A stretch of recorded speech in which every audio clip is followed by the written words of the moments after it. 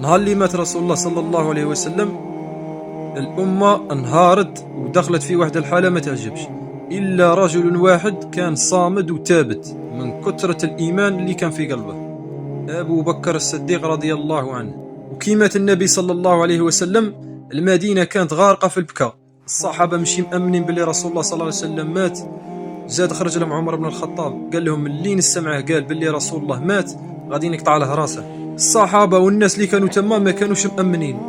هذاك النهار كان أعظم يوم فات عليهم، وفي وسط هذاك الانهيار والناس كانت مخلوعة خرج لهم شكون؟ خرج لهم أبو بكر الصديق رضي الله عنه وقرأ عليهم قوله تعالى: وما محمد إلا رسول قد خالت من قبله الرسل أفإن مات أو قتل انقلبتم على أعقابكم.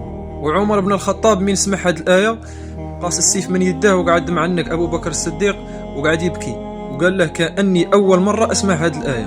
ومن مور هذه الحادثة بدأت مرحلة جديدة بقيادة أبو بكر الصديق رضي الله عنه أول خلفاء الراشدين. ما تنسوش تصلون على الحبيب صلى الله عليه وسلم، وأجركم على الله. السلام عليكم.